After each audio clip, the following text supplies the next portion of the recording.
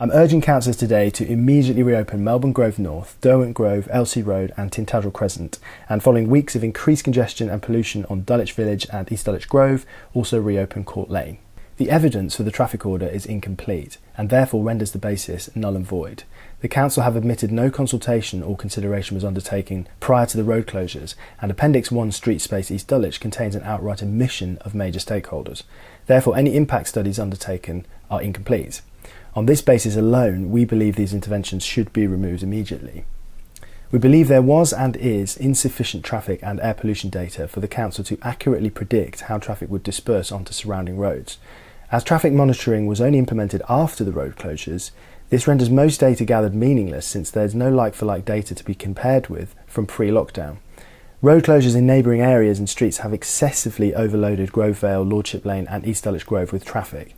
There's no evidence of traffic evaporation, and there has been seemingly no investment in alternative transport, improved public transport, cycle lanes, etc., to take any of the burden. It's well documented that public transport east-west in Dulwich is poorly served. We are unaware of any significant pedestrian or cycle surveys to suggest there has been any significant uptake in active travel to mitigate the immediate and short-term negative impacts. To the contrary, many local cyclists state that these roads now feel too dangerous to cycle on, and residents, parents walking children to school along these roads state that they feel less safe, and it is a more polluted route to school. Indeed, even as far as Underhill Road, there have been reports of significant increased congestion as road users try to avoid the regular traffic jams on Lordship Lane, making it more dangerous for cyclists and pedestrians. Councillors have used traffic data from EDF Europe, based on September 2020 figures from the Ways for Cities programme, to explain why LTNs are necessary.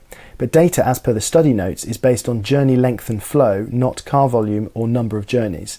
The data indicates that journeys took longer in September and flow was worse, so the LTNs are actually creating the traffic problems you claim they are there to solve.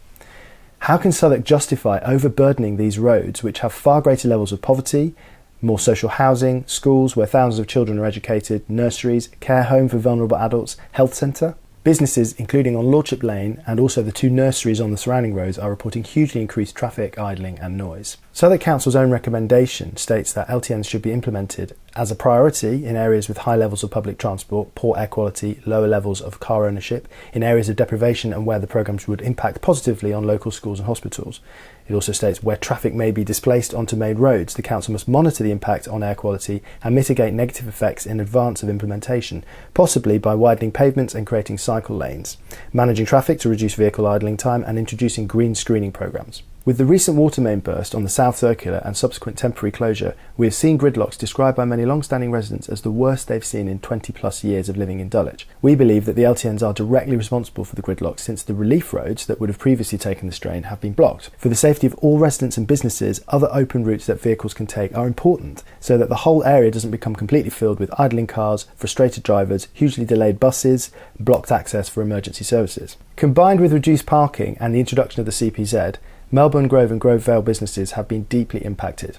Trade dropped instantly, 60% down for some businesses over the past 7 weeks. On many days since the road closures, businesses are not turning over enough to pay staff and will need to make redundancies or close imminently. They know from their footfall and appointment data and customer feedback that this is directly related to the non-consulted road closures. Businesses in Dulwich Village and Lordship Lane report trade down as they're harder to access. Customers saying Lambeth is easier to get to and spend their money in. Buses are stuck in congestion, cars the same. In poor weather, people will drive out of the area or simply shop online. All businesses report that deliveries are being deeply disrupted by lack of accessibility, increased heavy traffic on surrounding roads, removal of loading bays, and in some instances are outright dangerous as vans and waste removal vehicles reverse past school entrances where access has been closed. These closures have created a gravely imbalanced burden of traffic and pollution on Lordship Lane, East Dulwich Grove and Grove Vale, which contains social housing, school entrances, nurseries and public libraries. Further road closures planned will only serve to increase this imbalance and simply chase displacement onto other roads. On numerous occasions, businesses and residents have witnessed emergency services stuck, slowed in congestion on East Dulwich Grove and Lordship Lane, and reversing from roads with closures on. To quote Southwark's own report, there is also evidence that the closure of side roads and other small schemes do not reduce air pollution exposure for the people on main roads who are at greatest risk.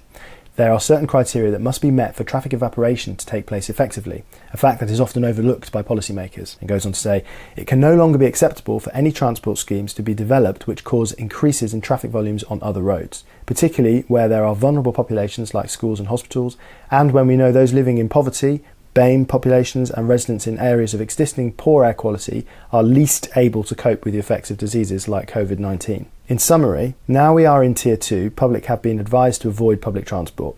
For many, this will mean a reliance on a car.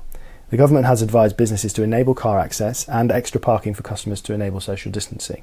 To restrict movement and parking now serves only to increase burden further on local roads, traffic congestion, air pollution, social injustice, and strangle local businesses at the worst possible time.